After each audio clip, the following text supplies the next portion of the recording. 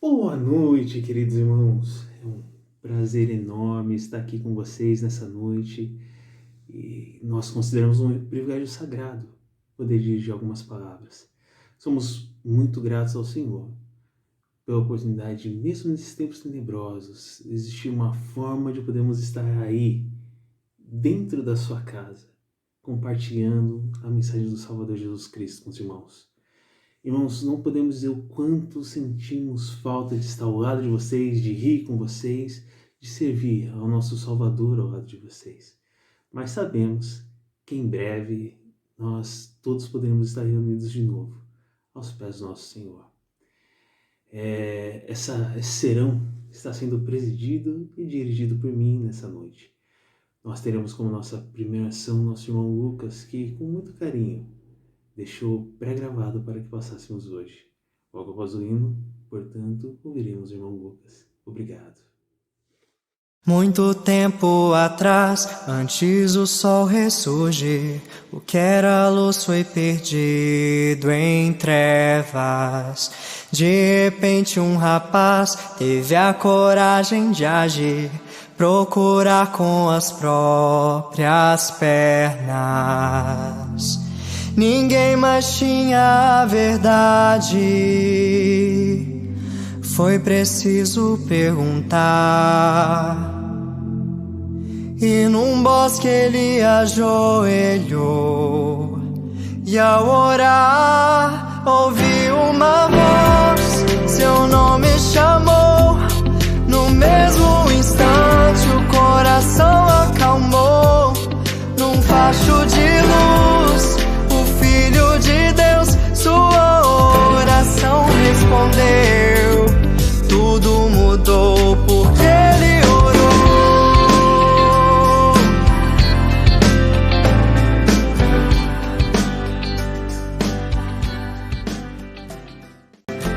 Querido amado Pai Celestial, obrigado por todas as bênçãos que o Senhor tem derramado sobre as nossas cabeças. Que possamos sentir o Seu Santo Espírito e que possamos tirar daqui grande conhecimento para as nossas vidas. Que possamos ouvir a Sua palavra e que possamos nos edificar nesse momento tão difícil da pandemia. Que possamos conseguir aplicar tudo que aprendemos aqui no nosso lar. Que o Senhor possa continuar nos abençoando como o Senhor está. E que possamos sentir o Seu doce Espírito nessa reunião. E as coisas que eu te peço e te agradeço em nome do Teu Filho amado, Jesus o Cristo. Amém. Meus amados irmãos da Cidade Nova, para quem ainda não me conhece, eu sou o Bispo Pedro. Para quem me conhece, também sou o Bispo Pedro. Eu sempre faço essa brincadeira, né? Me perguntam por quê, e é bem simples, porque eu tenho esperança que depois da 10ª vez vai se tornar engraçada. Queridos irmãos, eu me sinto muito humilde ao compartilhar essa mensagem com vocês e imploro pelas orações de todos. Irmãos, saibam que a mensagem que nós temos hoje para vocês pode realmente mudar suas vidas. Mas, irmãos, para que o Salvador mude a vida de vocês hoje, serão necessárias duas coisas. Primeiro, que eu busque ouvir a voz do Espírito enquanto falo, e que cada um dos irmãos possa buscar a voz do Espírito enquanto ouve. Na verdade, a mensagem do Salvador ela tem muito mais a ver com o que o Espírito falará ao seu coração do que as palavras que chegarão a seus ouvidos. Irmãos, o serão de hoje foi pensado para ser o adubo espiritual onde é plantada a semente da fé nesse momento de dificuldade, de incerteza, de aridez e de seca. Vivemos naqueles tempos profetizados há muito tempo pelo presidente Kimball, em que cada um de nós precisa efetivamente ter a sua própria luz. Aqueles tempos em que, segundo o profeta, nenhum homem seria capaz de ficar de pé com luz emprestada. Cada um precisa ser guiado pela luz dentro de si. E se não tiverem, como poderão permanecer? Irmãos, o serão de hoje ele vai partir de uma premissa bastante simples e enfática. O livro de Mórmon é verdadeiro e nós podemos provar. Há algum tempo atrás, um líder e uma moça se sentaram para conversar. Essa jovem, ela estava passando por algumas dúvidas, né? Estava tendo alguns problemas com relação à sua fé. E o líder tentou ajudá-la. E provavelmente também não sabia de todas as respostas. Por isso resolve contar uma história para essa moça. E eu quero, por favor, irmãos, que vocês imaginem que são essa moça durante a história, tá bom? Imaginem que está sendo contada para vocês. E esse líder diz o seguinte para ela: olha, algum tempo atrás, há mais de 100 anos, um rapaz se sentou e apontou no mapa de um deserto um local específico e disse: se vocês forem nesse local, encontrarão um vale e um rio. E algumas pessoas curiosas foram para aquele lugar, né, onde aquele jovem nunca havia estado, um continente muito distante, e adivinha? Encontraram exatamente o rio e o vale que ele havia descrito. E aquele líder então pergunta para a moça: o que você acha disso, mocinha? E ela responde: olha, deu sorte, né? Provavelmente foi uma grande coincidência. E aquele líder diz: tá bom, vou continuar a história. No dia seguinte, aquele mesmo rapaz se senta e aponta novamente um local específico naquele mapa, aquele mesmo deserto, e diz: se vocês forem nesse local, encontrarão um cemitério. E esse cemitério terá um nome específico, um nome especial. E o nome será X. E ele fala um nome arcaico de uma língua antiga.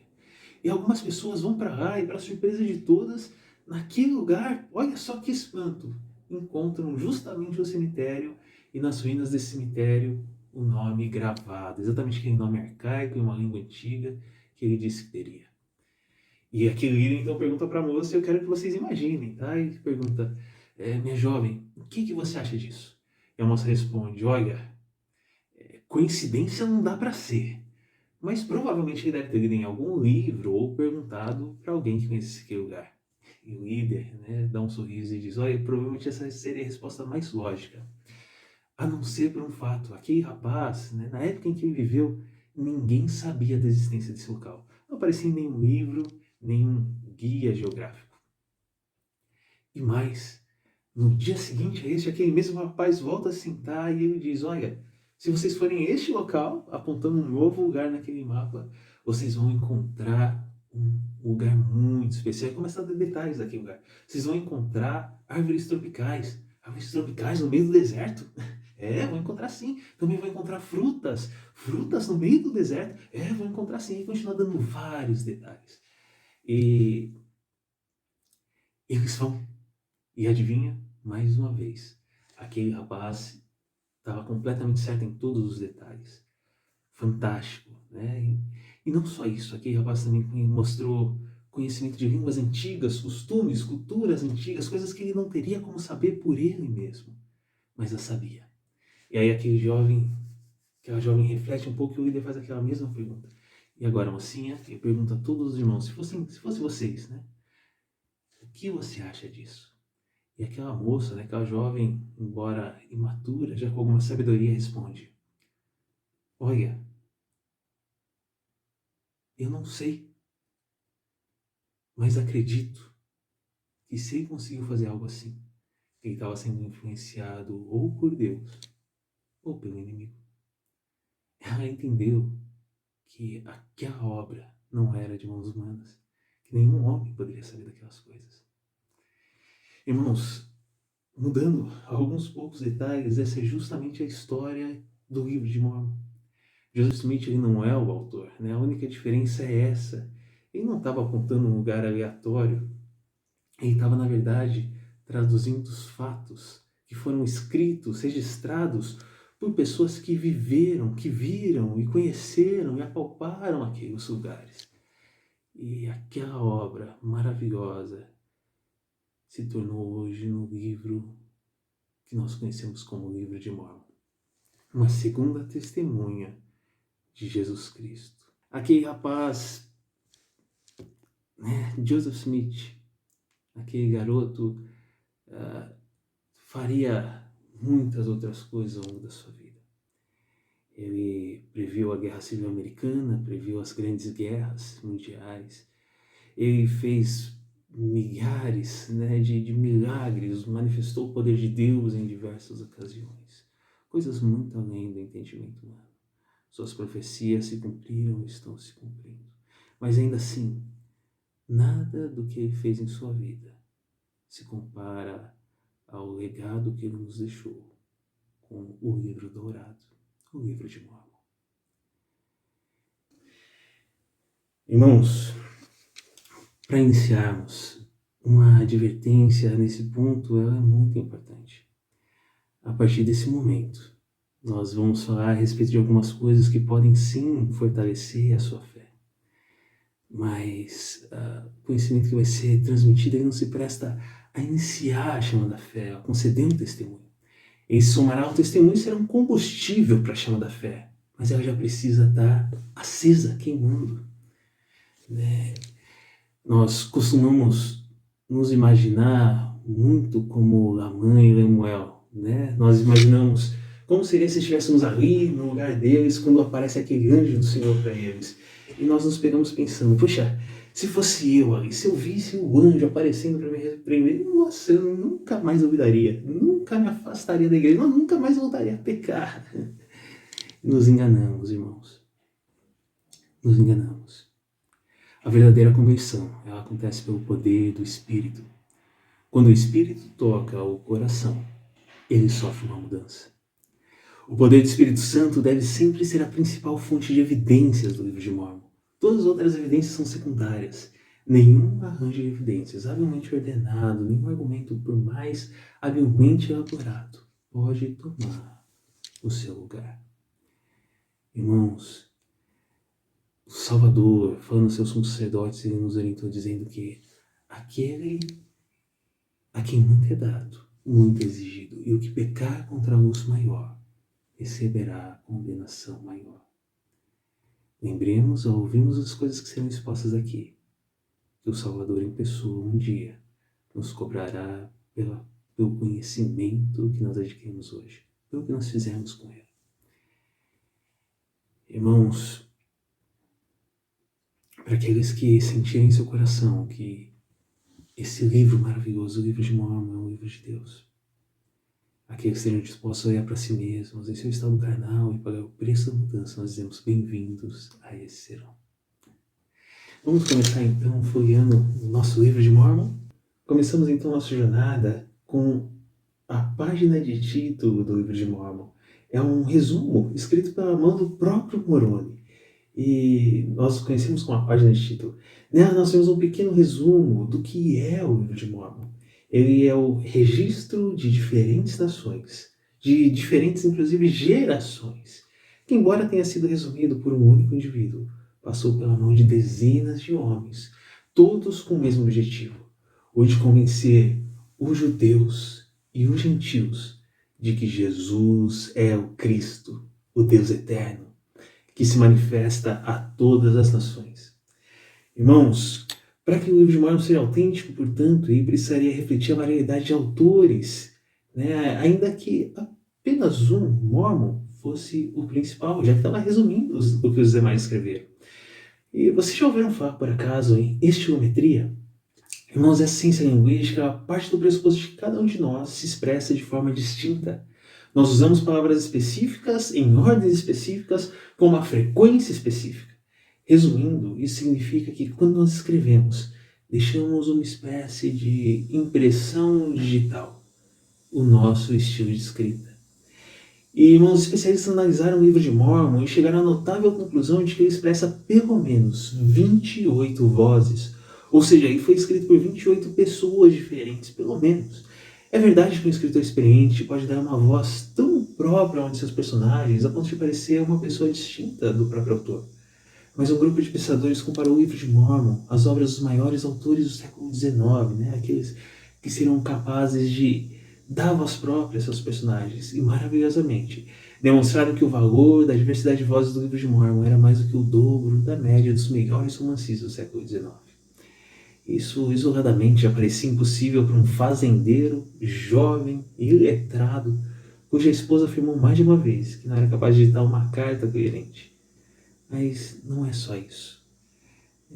Já que aqueles povos iriam do Oriente, né, especialmente hebreus, isso significa que o livro de Mórmon precisaria estar repleto do que nós podemos chamar de hebraísmos. E adivinhem só, irmãos, os aspectos da cultura israelita eles podem ser vistos em cada página do livro de Mórmon.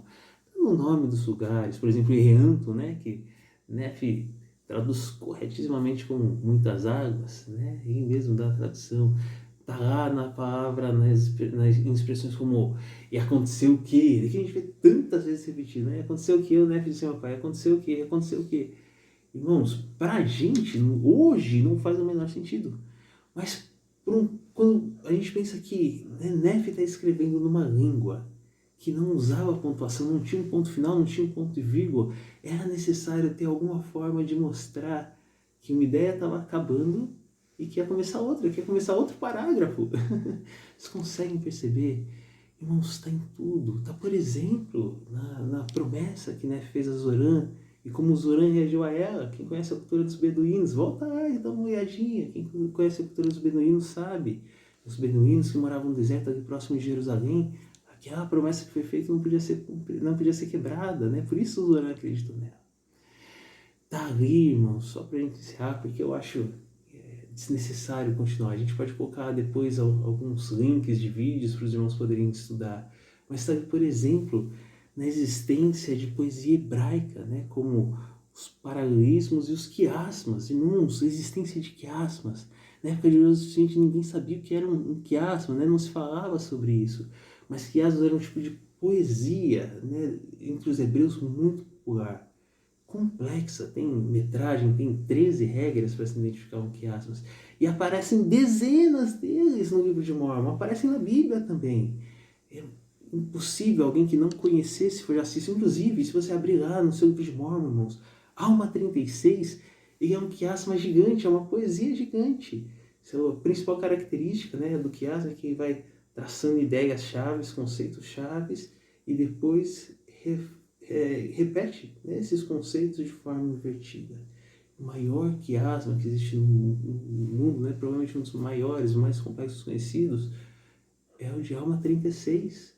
Impossível que um jovem que não usava nenhuma notação, né, que ditava tudo de cabeça sem nunca retomar, como garantem os seus tradutores, né, os seus escribas, né, garantem, ele jamais poderia elaborar aquilo de uma forma tão perfeita.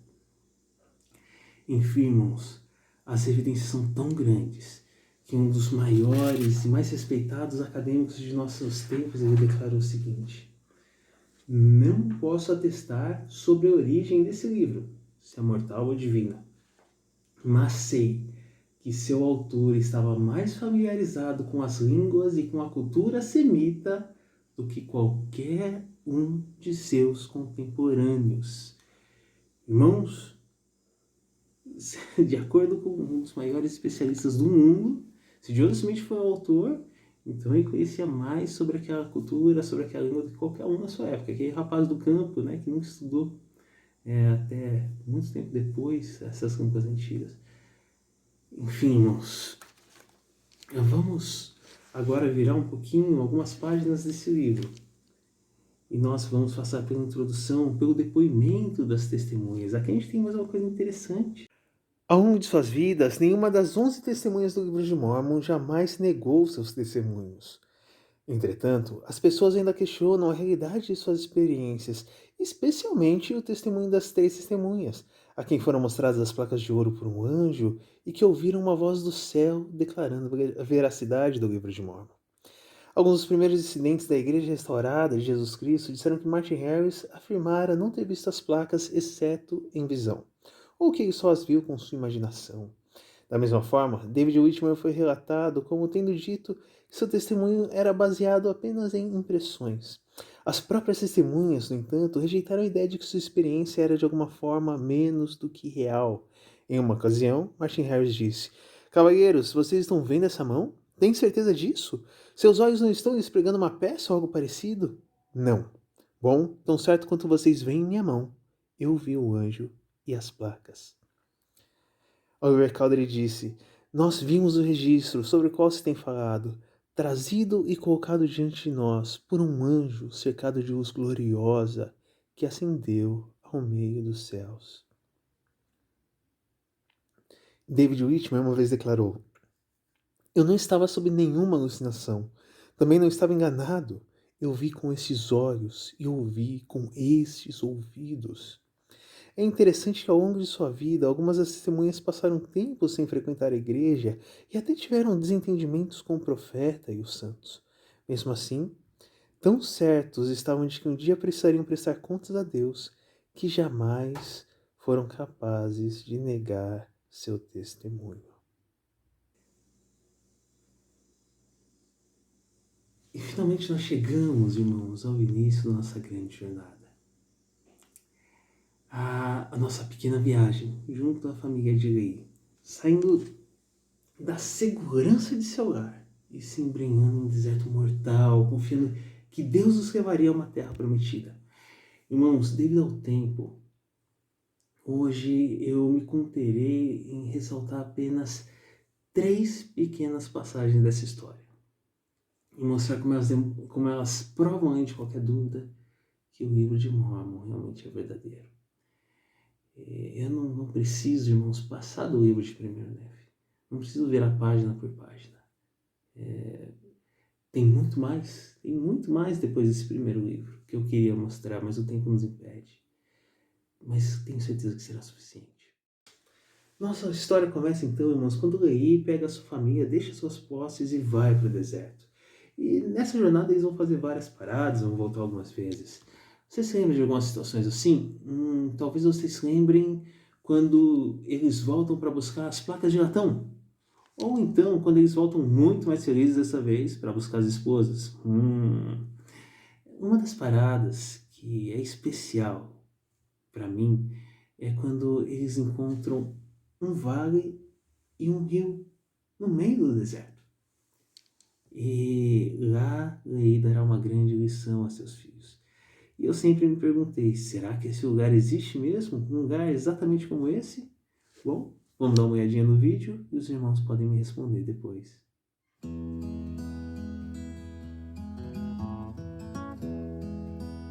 Você deve se lembrar que Nefe menciona que após 3 dias de viagem com sua família pelo deserto, eles finalmente chegaram a um lugar onde havia um grande vale, que seu pai chamaria de Vale de Lemuel, e um rio, chamado pelo seu pai de Rio Lamã.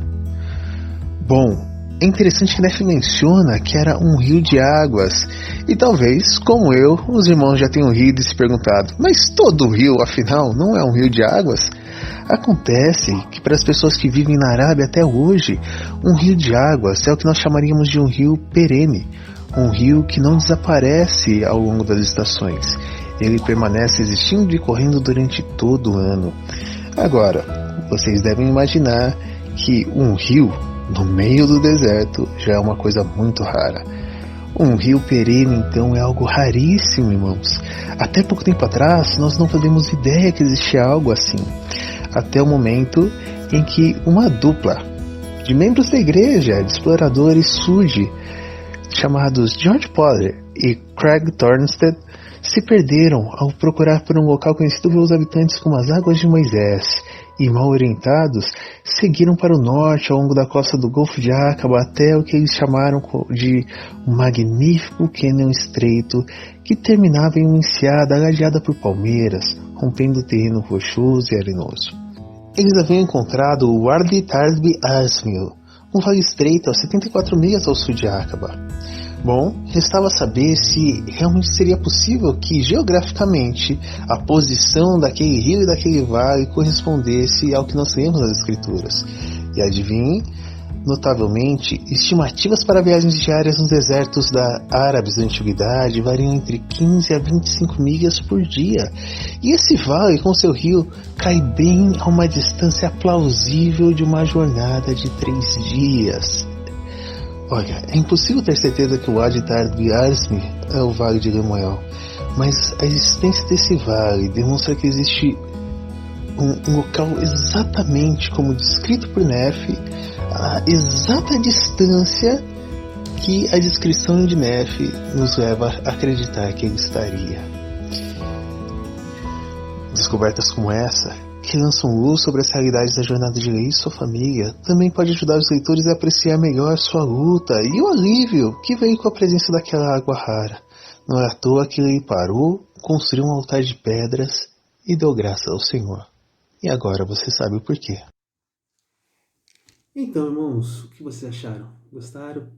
Irmãos, o que o livro de Mormon está nos dando aí é exatamente um endereço, né? Uma direção perfeita. É como se ele dissesse, olha, dobra 3 quadras à direita e você vai chegar no seu destino. É isso que nós temos com esse vale, com esse rio. E não para por aí. Pouco tempo depois, né, agora que eles estão com suas esposas, e junto das esposas do sogrão, Ismael, nós temos um fato muito trágico para a família. Era uma viagem difícil, Ismael, já provavelmente muito velho, ele não suporta a viagem e falece. E nesse momento as escrituras nos apresentam a um lugar especial, e lembrem desse nome, chamado Naom. Esse nome muito pequenininho aparece também num versículo muito pequenininho. Mas é extraordinário o fato de que Nefe dê esse nome exatamente para aquele lugar. Na verdade, que ele diga que aquele lugar tinha esse nome. Eu quero que vocês vejam um vídeo, irmãos, e depois nós vamos discutir o porquê isso é tão especial para nós. Vamos lá?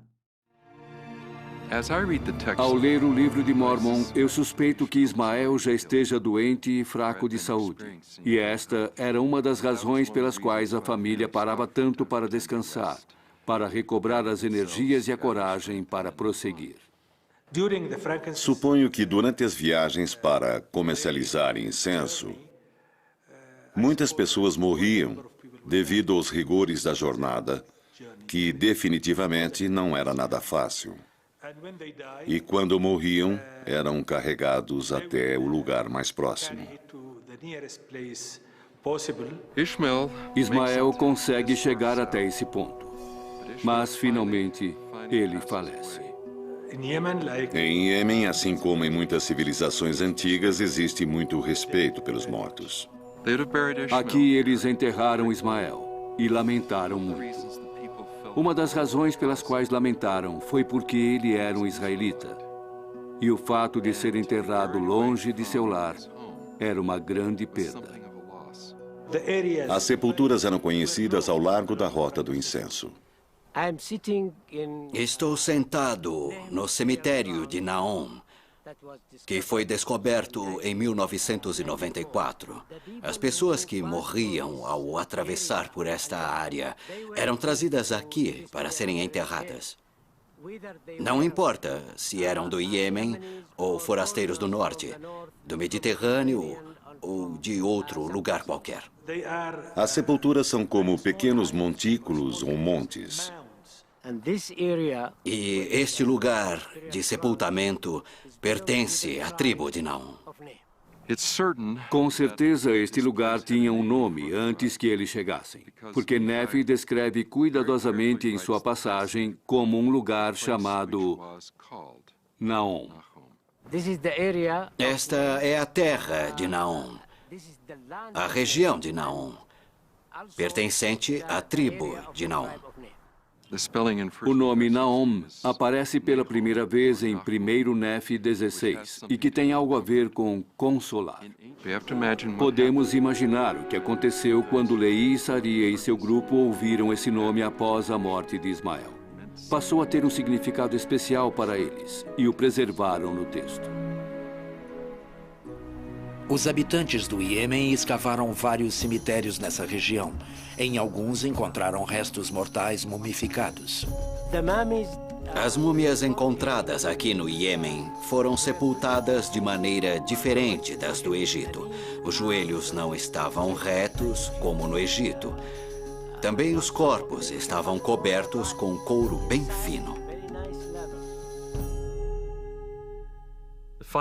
Os achados de Naom são, para mim, descobrimentos de grande significado. Os índices geográficos da época de Joseph Smith não mencionam tais lugares. O que parece é que o livro de Mormon prevê o que o homem viria a descobrir. As probabilidades de encontrar por coincidência aquele nome exato, naquela época exata e naquele exato lugar são inexistentes. E encontrá-lo no local e no momento preciso oferece muita credibilidade ao livro. O livro de Mormon é preciso em seu conteúdo. E a arqueologia moderna, na realidade, confirma suas predições. Ele acerta na mosca, mais preciso impossível. Encontramos inscrições no templo de Barã, em Marib, que datam do século VI a.C., na qual se referem às pessoas que viviam em Naom.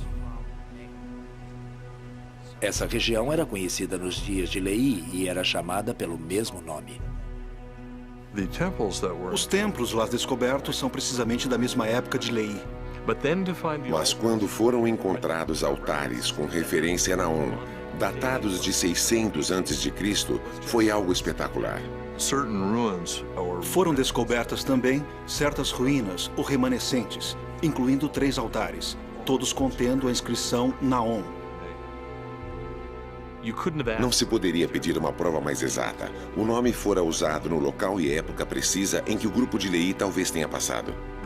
As testemunhas nos relatam que Joseph nem mesmo sabia que a cidade de Jerusalém era cercada por muralhas. Se ele não sabia que havia muralhas ao redor de Jerusalém, ele certamente não sabia que existia um lugar chamado Naom, no Iêmen. Irmãos, eu quero que vocês entendam então agora o que nós temos aqui, o quanto é maravilhoso. Dê uma olhada no que nós aprendemos com essa curta passagem. Primeiro, nós temos exatamente a localização daquele lugar. Nef nos dá mais uma vez o endereço. Tá lá, se você seguir na direção aproximada do leste, você tem que cair em abundância. Então está oeste de abundância. Temos uma localização desse lugar.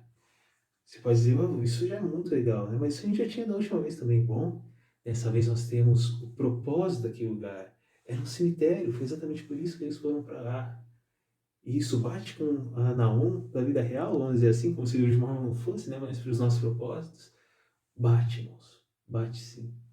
A Naom, que nós conhecemos hoje, que nós podemos ir visitar com nossas perninhas, né? Nós sabemos que serve exatamente para esse propósito. É só isso? Não. Nós temos o próprio nome do lugar, gravado na pedra, né? Em mais de um altar, na verdade. É fantástico. Quais são as chances? É uma língua arcaica, morta, e nós temos esse nome gravado em pedra. Achou isso pouco? Nós também temos o tempo histórico. As pedras, elas datam exatamente 600 anos antes de Cristo. E quando que Lehi sai de Jerusalém e começa a sua jornada rumo ao deserto? Poxa vida.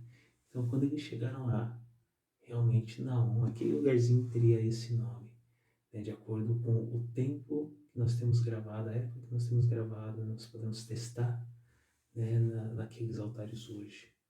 Fantástico, né, irmãos? Como se isso não bastasse, né? Como se não fosse de uma magnitude gigantesca, a gente ainda pode ver que isso não é um fato isolado no livro de Mormon. Pelo contrário, eu vou fugir aqui um segundinho, o senhor bispo, olha, você me enganou, você disse que não ia sair de primeiro Nef. Eu vou fugir um segundinho para dar só um exemplo, atitude de cumprimento, tá? Vocês vão me perdoar. E o cumprimento é falando a respeito de um jovenzinho chamado Moleque. Lembra desse nome? Eu conheço esse nome muito bem. Quando eu era jovem, a minha mãe, a maior conhecedora de histórias do livro de Mormon do mundo, foi professora de seminário durante uma década. Ela sempre, quando eu pisava na bola, fazia alguma coisa errada, gritava: Moleque, que veio da tribo de Judá, filho do rei Zedequias. E eu ria, mas eu sabia que era um puxãozinho de orelha, tá? Ela sempre falava: moleque, que veio da tribo de Judá, filho do rei Zedequias. Essa é a história que o livro de Mormon nos apresenta. Havia um jovem, um príncipe chamado Moleque, que teria vindo para as Américas. Seria filho de um rei, o rei Zedequias. Acontece, irmãos, que eu sei, você sabe, que o nascimento de um rei geralmente é muito bem documentado. Aliás, de um príncipe, né? Muito bem documentado. Por quê? O povo precisa disso. Eles vão saber que esse príncipe nasceu porque ele está na linha de sucessão ao trono. A gente precisa saber que ele está lá. Caso um morra, ele é o próximo. Acontece que os livros de história não traziam um registro de um jovem chamado Moleque como sendo filho do rei Zedequias. E agora, irmãos? Ponto negativo para o livro de Mormon? Até pouco tempo atrás era. Até que encontraram, do tamanho de uma unha, tá? Encontraram um selo real, que é chamado selo de Moleque. Esse selo atestava a existência de um príncipe chamado Moleque. Um príncipe chamado Moleque. Irmãos, trazendo para o dia de hoje, dizer que o rei Zedequias tinha um filho chamado Moleque, né, seria a mesma coisa que eu dizer que o rei da Inglaterra tem um filho que ninguém jamais ouviu falar, que se chama Robinho. E ainda acertar, e ainda tá certo. Realmente tem um príncipe chamado Robinho.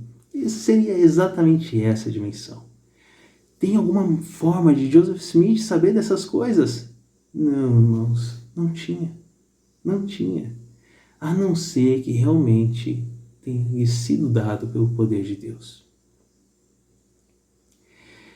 E eu quero que vocês percebam, irmãos, eu quero que vocês parem para pensar na dimensão do que eu estou apresentando aqui. Vocês conseguem perceber o que isso mostra para nós? Irmãos, é impossível negar o que nós estamos dizendo aqui. Nós estamos literalmente como a mãe Lemuel, na presença daquele anjo. Eu e você estamos aqui hoje na presença dele e não podemos negar. O que nós vamos fazer com o resto das nossas vidas diante disso é o que conta. E talvez alguns de vocês pensem, poxa, mas bispo, eu tenho um testemunho, mas também tenho dúvidas que têm me incomodado. Irmãos, é natural ter dúvidas. A semente sincera de dúvidas, com frequência, ela brota e amadurece até se tornar uma grande árvore de conhecimento. A nossa grande preocupação é como nós agimos diante da prova de nossa fé. Mas quando você se deparar com uma prova de fé, com um texto que acontecer, por favor, não se afaste da igreja. Se nos afastarmos do reino de Deus no momento da prova de fé, seria exatamente a mesma coisa que pular de um navio no meio de uma tempestade. Irmãos, eu gosto muito, talvez vocês se lembrem, é uma das minhas passagens favoritas da Bíblia. Aquele dia especial em que os apóstolos, dentro de um barco com o Salvador, tentam lutar contra uma tempestade. E é fantástico nós pensarmos na experiência que eles estão passando. Cristo está na polpa do navio, dormindo. Enquanto isso, ondas tão grandes que fazem com que o barco, até mesmo para aqueles marinheiros experientes, aqueles pescadores experientes, o barco com certeza parecia que ia naufragar. Imagina as ondas gigantes se chocando e o Salvador dormindo. E eu amo a atitude daqueles apóstolos. Eles poderiam ter escolhido lutar sozinhos contra as ondas. Eles poderiam ter pulado do barco. Mas eles decidem fazer algo melhor. Eles clamam pelo poder do nosso Salvador. E dizem, Senhor, se não te dá que pereçamos, Senhor, se não se importa se a gente perecer aqui. E muitos de nós hoje, diante das tribulações, diante das dúvidas, podemos perguntar o mesmo para o Salvador. Senhor, você não se importa, né, que eu pereça, que minha fé se esvaia? Por favor, Senhor. E era isso que eles queriam dizer realmente. Por favor, nos ajuda. E a história conta como aquele mestre cheio de amor se levanta, repreende as ondas, repreende o vento, dizendo, cala-te, aquieta-te. E lá vem a bonança. E os apóstolos estão tão estupefatos que dizem, um gesto de amor, quem é este que até os ventos e o mar lhe obedecem? Eu não acho que naquele momento eles estavam se questionando se realmente aquele era o Cristo. Não logo depois desse milagre. O que eles queriam dizer realmente é como alguém poderia dizer que esse homem não é o Cristo? Seria capaz de tanto poder. E nós podemos desfrutar desse poder na nossa vida. Irmãos, nem sempre a nossa primeira ação vai trazer a resposta para a nossa dúvida.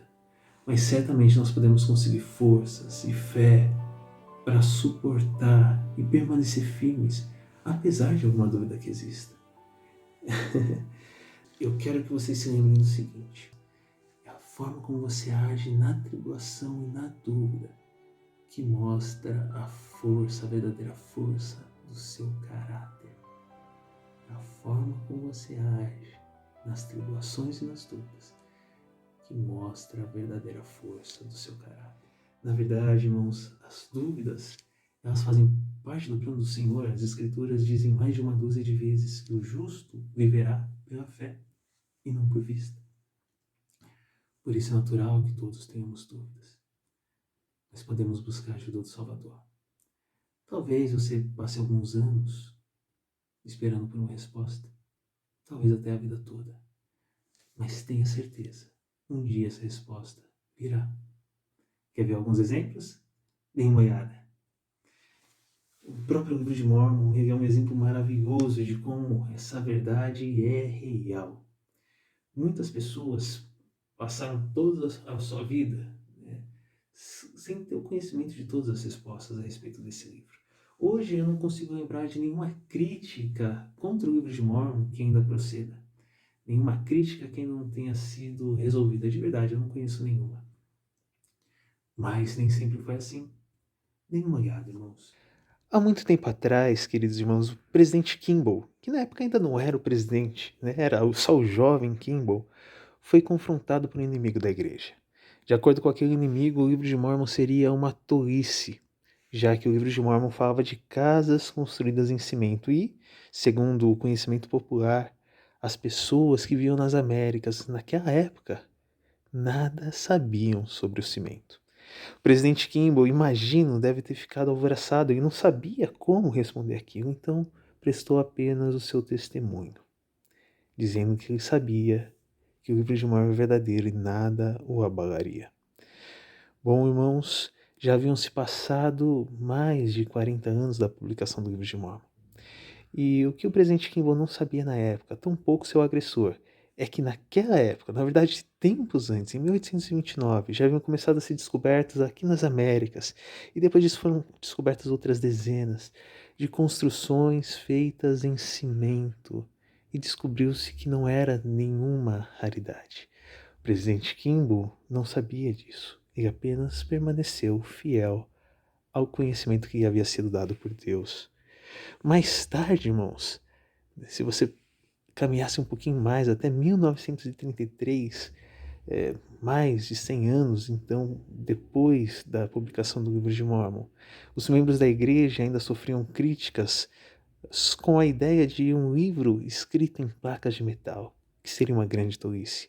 Acontece que, após 1933, começaram a ser encontrados registros antigos escritos naquela mesma região de Lehi, naquela região de Jerusalém.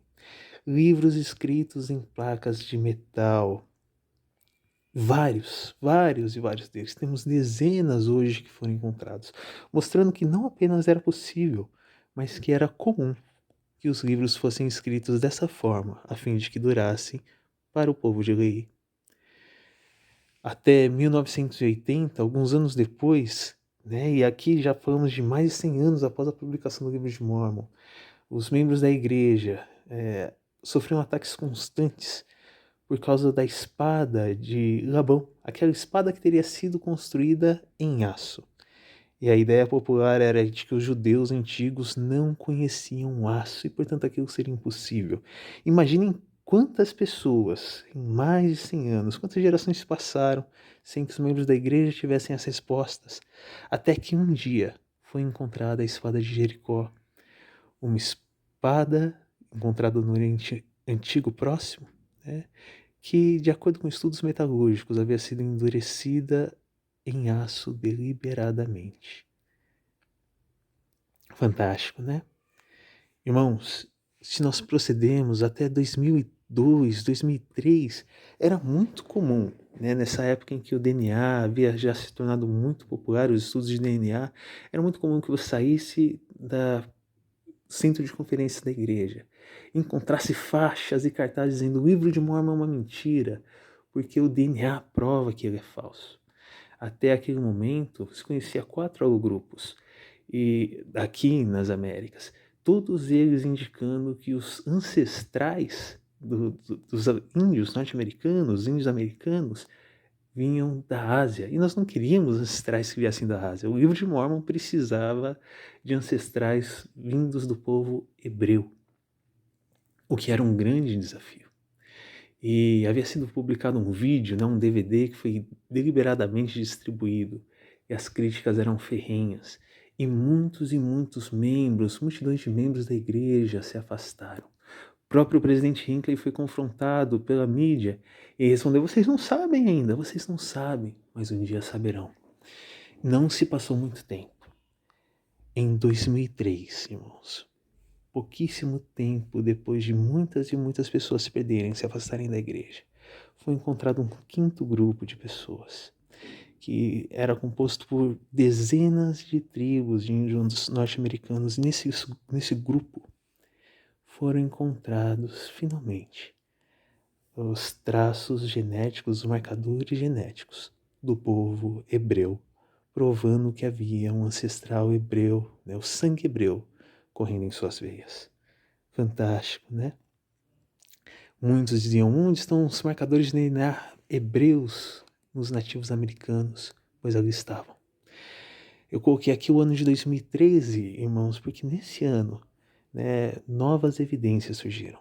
As primeiras evidências foram muito contestadas pelos não-membros, pelos inimigos da igreja. Em 2013, novas evidências surgiram para dar mais força àquele argumento. E nesse ano, apenas alguns meses atrás, em maio, mais uma linha de pesquisa veio confirmar que realmente, inegavelmente, o DNA hebreu existe em várias e várias tribos americanas, confirmando, portanto, que o livro de Mórmon é verdadeiro. Engraçado que essa faixa ninguém carrega na frente do centro de conferências. Nossa mensagem para os irmãos, em suma, é: duvidem de sua dúvida antes de duvidar de sua fé. Mais de 200 anos para se obter uma resposta. Mais de 200 anos. Gerações se passaram e ainda não tinham o que nós temos hoje. Nós somos muito abençoados. O exemplo deles em perseverar, apesar de não terem todas as respostas, é fortalecedor. Nos mostra que é possível. E graças à força deles, nós podemos ter o alicerce tão firme para a obra da qual nós fazemos parte hoje. Cada um de nós vai ter que enfrentar a sua própria cota de dúvidas. Me permita compartilhar brevemente como foi a minha experiência. Sabe, irmãos, eu me lembro de certa vez cometer um erro gravíssimo. Quando eu era adolescente, eu certa vez me envolvi, né, com o estudo de um site anti-Mórmon. Isso sim eu considero um pecado, irmãos. Isso sim, não ter dúvida, não é pecado. O que eu fiz, né, buscando essas mentiras, buscando essas inverdades, isso é um pecado, porque eu sei que se alguém caminhar tempo o bastante em direção ao mar, se você sair caminhando tempo suficiente em direção ao mar, não importa o quão bom nadador que você seja, irmãos, uma hora você vai se afogar. Percebem? E eu me lembro de acessar um site em especial.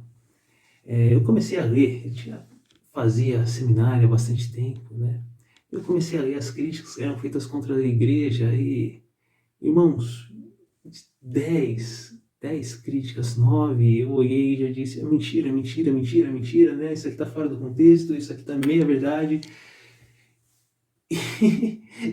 E fantástico, eu sabia que era tudo mentira, foi escrito por um mentiroso, portanto. Mas tinha uma das coisas apresentada que eu não sabia como responder. E olha como o diabo é astuto. Aquela uma coisa ficou impregnada na minha mente. E pareceu tão grande. Eu podia ter dito: olha, já que isso aqui é tudo mentira, foi escrito por um mentiroso, não tem por que acreditar nisso. Mas aquilo ficou martelando na minha cabeça. E eu tive que tomar uma decisão. Ou eu fazia como os apóstolos no barco, e clamava pelo Salvador, e buscar uma resposta minha, um testemunho meu, ou eu pulava do barco durante a tempestade. Pela misericórdia do Senhor, eu busquei a primeira opção. Fui ajudado por líderes amorosos. Busquei a Deus e obtive minha resposta. Irmãos, Deus não me deu a resposta para a minha dúvida. E mostrou que o livro de Mórmon era verdadeiro. E agora a resposta para minha dúvida permaneceu comigo ainda por 7 longos anos. Cerca de 7 anos. Foi só muito tempo depois, na minha missão, que eu ouvi durante uma conferência, e é uma experiência tão sagrada para mim. Eu ouvi um líder compartilhar a resposta para a dúvida que eu tinha carregado por anos e anos. E tudo ficou tão claro. Aquele líder estava quilômetros e quilômetros em outro país, e eu estava ali cercado de pessoas à minha volta. E ainda assim, de certa forma, parecia que Deus estivesse falando só para mim, que aquele irmão estivesse falando só para mim. Eu senti como se Deus me dissesse: você provou sua fé, você está aqui, está na missão, e agora você merece sua resposta. E a gratidão que eu senti a Deus. Eu prometo, irmãos, se vocês tiverem fé e paciência e buscarem a Deus, Ele os fará forte, apesar do mundo todo lhes encorajar a fraqueza.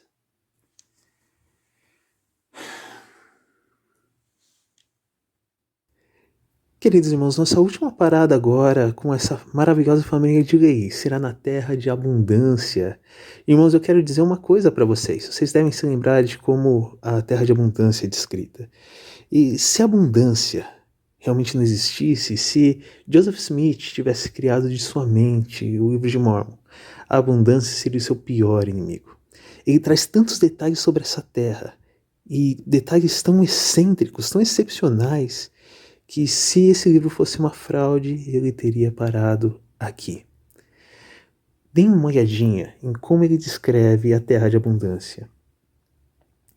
Ele descreve a terra de abundância, irmãos, como uma terra que deveria estar na direção aproximada a leste de Naom. Interessante, se formos seguindo essa direção, adivinha onde nós vamos parar? Num lugar exatamente como o que se descreve a seguir. Um lugar onde havia muitas frutas e mel silvestre. Eu não sei de vocês, mas quando foi a última vez que vocês passaram por uma colmeia de abelhas realmente construída sozinha, né, sem a intervenção humana? Esse lugar também deveria estar próximo do mar. Dê uma olhada nessa foto de um local real à beira do mar. Não só à beira do mar, né, mas também próximo bastante a uma montanha a ponto de permitir viagens constantes. Irmãos, quando foi a última vez que vocês foram para a praia e te perguntaram: você prefere vista para o mar ou para a montanha? Geralmente essas duas coisas acabam sendo distantes. A abundância tinha que ter o mar e montanhas próximas o bastante para permitir viagens constantes entre um e outro ponto. Deveria ter um local propício à construção de um navio. Irmãos, deem uma olhada nessa imagem. Esse lugar que nós acreditamos ser a abundância da vida real, né? Mais uma vez, é uma brincadeira, porque eu sei que o livro de Mórmon traz uma história real. Mas deem uma olhada só. Nesse mesmo lugar que nós acreditamos ser a abundância hoje, o Senhor desenhou o que mais parece ser um porto escavado à mão. É um lugar perfeito para a construção de um navio. Também deveria haver minério para ferramentas em um lugar próximo, mas não móvel. Isso é muito importante, irmãos, porque se o metal estivesse num lugar óbvio, Nefe não teria perguntado a Deus aonde ele deveria ir. Irmãos, cada evidência, cada detalhe que foi trazido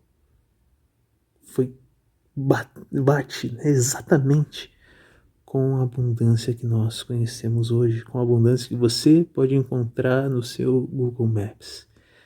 Conseguem perceber, irmãos, quanto seria difícil isso? Uma terra tropical no meio de um deserto com frutas, com todas essas características. Mas ela existe. E prova mais uma vez,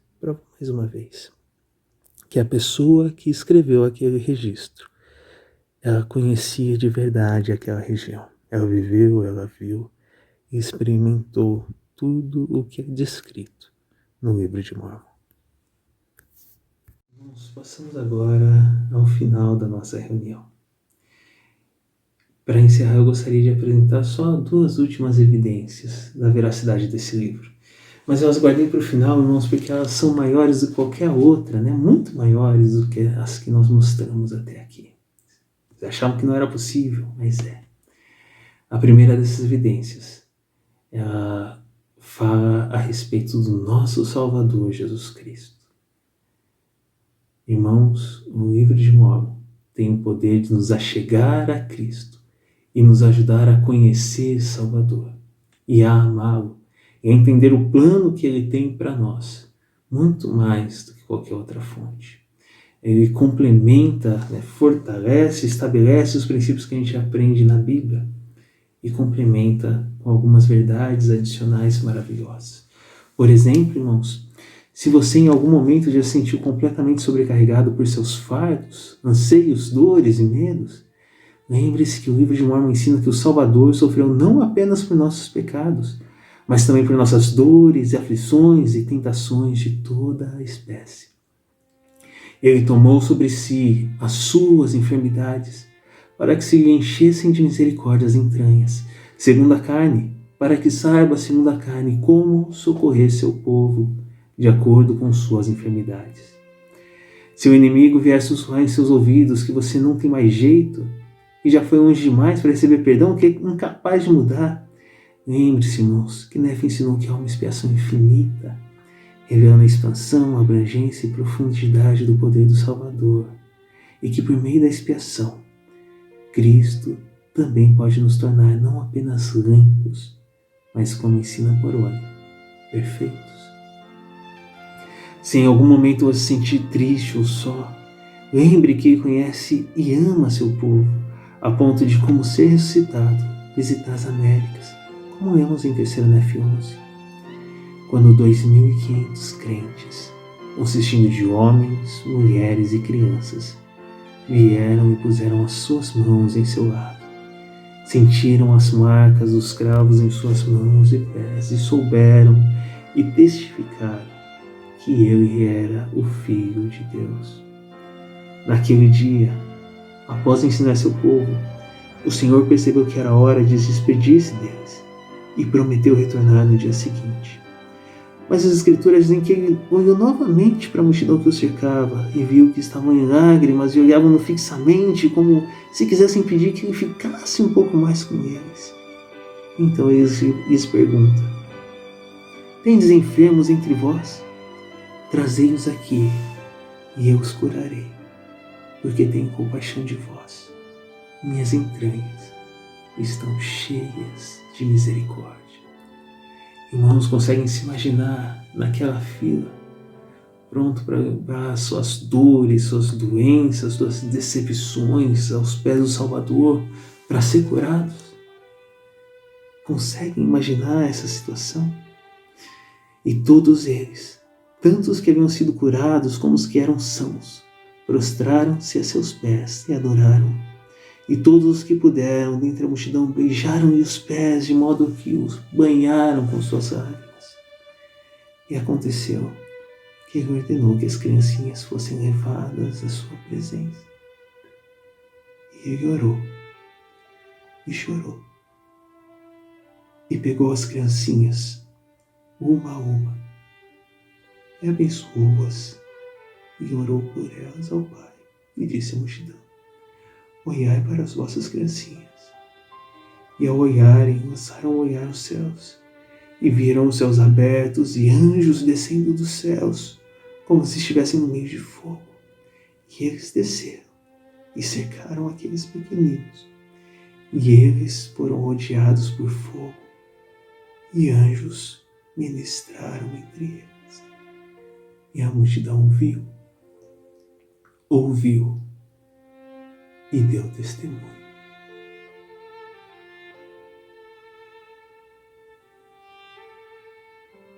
Eu presto o meu próprio testemunho, irmãos. Esse sentimento que vocês têm nesse momento é o Santo Espírito de Deus. Ele que testifica da verdade e da veracidade desse amor que Cristo tem por seus filhos.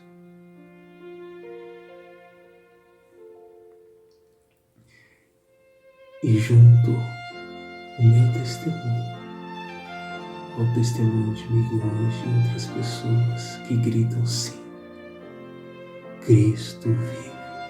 E sim, o livro de Mórmon é uma segunda testemunha de sua magnitude, glória e perfeição.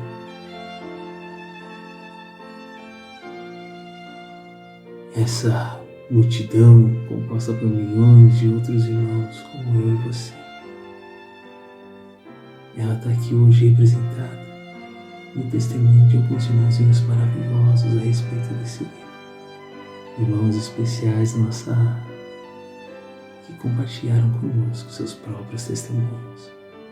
Eu gostaria que ouvissem alguns deles. Após os testemunhos dos irmãos, nós pediremos a todos que em um pedaço de papel no seu próprio celular possam anotar o seu testemunho a respeito desse livro, à medida que nosso hino de encerramento toca. Logo após, seremos despedidos em oração pela nossa querida irmãzinha Lívia.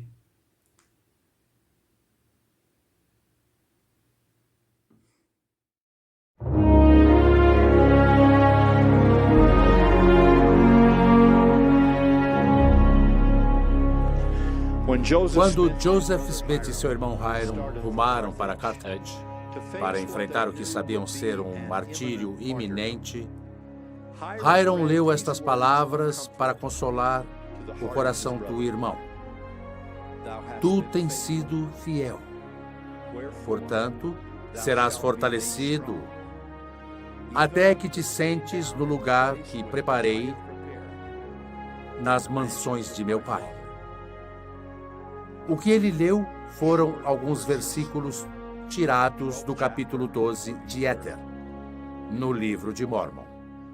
Antes de fechar o livro, Hiram dobrou o canto da página que havia lido, marcando-a como parte do testemunho eterno pelo qual aqueles dois irmãos estavam prestes a morrer.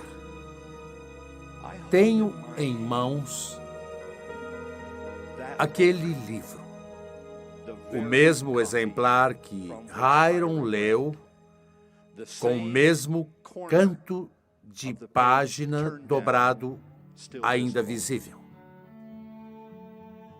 Mais tarde, quando já presos na cadeia de Carthage, Joseph, o profeta, prestou um vigoroso testemunho da autenticidade divina do livro de Mórmon. Pouco depois, pistolas e balas tirariam a vida dessas duas testemunhas. Em suas piores e últimas horas de provação, pergunto a vocês se aqueles homens blasfemariam perante Deus, continuando a vincular sua vida, sua honra e sua própria busca de salvação eterna a um livro e, consequentemente, a uma igreja e a um ministério que eles tivessem criado ficticiamente do nada. Desconsiderem o fato de que as esposas estavam prestes a tornar-se viúvas e os filhos órfãos. Desconsiderem o fato de que o pequeno grupo de seus seguidores ficaria sem casa, sem lar e sem amigos, e que seus filhos deixariam pegadas de sangue ao longo de rios congelados e pradarias inexploradas. Desconsiderem o fato de que legiões morreriam e outras legiões viveriam, declarando aos quatro cantos desta terra que sabem que o livro de Mórmon e a igreja que o proclama são verdadeiros. Desconsiderem tudo isso e me digam se na hora de sua morte aqueles dois homens entrariam na presença de seu juiz eterno, citando um livro e encontrando consolo nesse livro que, a menos que fosse verdadeiramente a palavra de Deus, iria marcá-los como impostores e charlatães até o final dos tempos. Eles não fariam isso. Preferiram morrer a negar a origem divina e a veracidade eterna do Livro de Mórmon. O Livro de Mórmon é verdadeiro e surgiu para trazer felicidade e esperança aos fiéis no labor destes últimos dias. Irmãos e irmãs, Deus sempre oferece segurança para a alma e com o Livro de Mórmon, Ele o faz novamente em nossa época. Lembre-se desta declaração feita pelo próprio Jesus. E o que entesourar minha palavra não será enganado. E nos últimos dias, nem seu coração, nem sua fé lhes falharão. Presto sincero testemunho disso em nome de Jesus Cristo. Amém. Irmãos e irmãs da ala Cidade Nova, gostaria de prestar-lhes um solene testemunho de como o Livro de Mórmon me ajudou a me aproximar do Salvador Jesus Cristo. O testemunho é que, através do estudo do Livro de Mórmon, eu pude aprender a verdadeira doutrina do nosso Salvador. E é em nome dele que eu deixo esse testemunho. Amém. Boa noite, irmãos e irmãs. Eu gostaria de deixar aqui com vocês um testemunho do Livro de Mórmon, da veracidade desse livro, e sem sombra de dúvida, um livro maravilhoso que trouxe alegria ao meu lar, à minha família. Ao conhecer um dia um Zelder e conhecer esse livro que trouxe felicidade para nossos corações. Crescemos e aprendemos muitas coisas. Já caímos bastante vezes e se levantamos através do amor de Cristo. E sem sombra de dúvida, nós sabemos que esse livro tem algo especial em nossas vidas. Quantas alegrias nós temos em ler e conhecê-lo. Aprendemos histórias maravilhosas que trazem ao nosso dia, cada vez mais, coisas boas que nós possamos assim fazer, para que nós possamos assim crescer perante a Deus. Agradeço ao Senhor por ter a oportunidade de conhecer esse livro. Agradeço ao Senhor e ao Joseph Smith por ter sacrificado e ter traduzido esse livro a nós, por ter renovado a Igreja do Senhor Jesus Cristo aqui na Terra, por ter profetas vivos e reveladores que nos traz orientações, que nos traz alegria, que nos traz também confiança em saber que um dia nós possamos chegar até a presença de nosso Senhor Jesus Cristo e ao nosso Deus. De ser pessoas humildes, obedientes, de ser pessoas que amam realmente as pessoas que estão do nosso lado. Que sofremos com as dores das outras pessoas, que rimos com a alegria das outras pessoas. Esse livro trouxe tantas coisas maravilhosas em minha vida, como na vida de minha família. E sem sombra de dúvida, sei que esse livro é verdadeiro. E sei também que através desse livro e das palavras que eles me diz, eu posso aprender cada vez mais a crescer perante a Deus, a ser pessoa mais humilde e ajudar outras pessoas também a conhecer o Evangelho de Cristo. E eu deixo este meu testemunho sobre o Livro de Mórmon, sobre a alegria de pertencer à Igreja de Jesus Cristo dos últimos dias, e por meu Cristo, meu Senhor, ter dado sua própria vida por mim, ter expiado por cada um de nós. E é em nome dele que eu faça esse testemunho. Amém. Boa noite, meu nome é José Antônio de Paula, eu vim recentemente de Santos para Sumaré e o bispo me pediu para que eu pudesse prestar um testemunho a respeito do Livro de Mórmon. Eu sei por mim mesmo que o Livro de Mórmon é a palavra de Deus, que eu tive o privilégio de ler o Livro de Mórmon e orar e perguntar a Deus. Tanto que a escritura preferida minha está escrita em Moroni 10, versículo 5. Pelo poder do Espírito Santo, podeis saber a verdade de todas as coisas. E eu testifico realmente que você pode saber se o Livro de Mórmon é a palavra de Deus. Conhecer melhor o plano de salvação e o papel de Cristo no plano de salvação. Que Ele realmente é o Salvador do mundo, que Ele veio aqui às Américas. E testificar que Cristo realmente veio às Américas. Que Jesus é o Cristo, que Ele é o Filho de Deus vivo.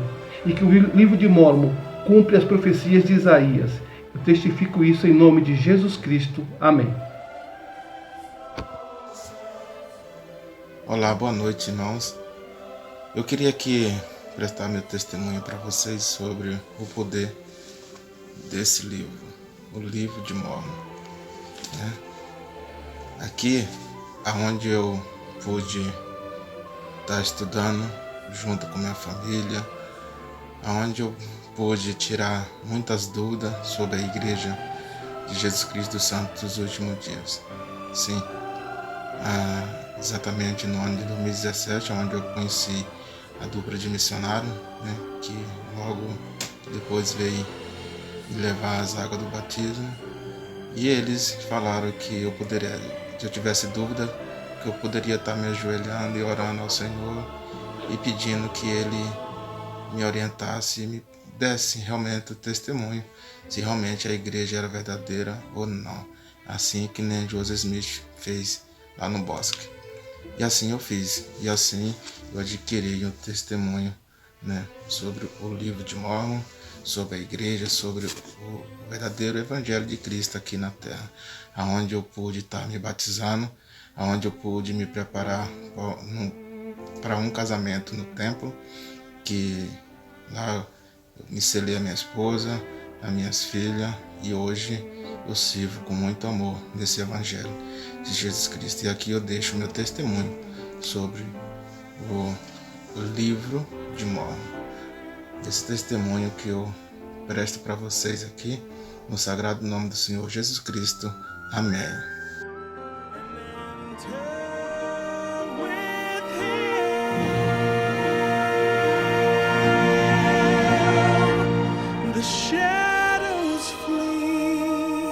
His quiet voice, come see the light of hope descend. Be free, oh God, arise, come touch His wounds and fall at His feet.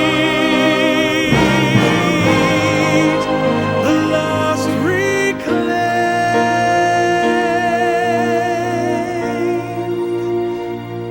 See the light.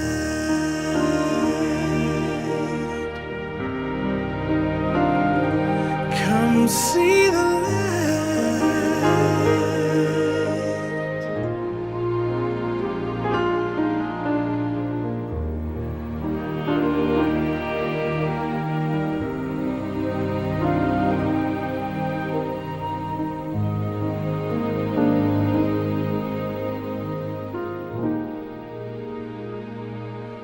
Come see the light.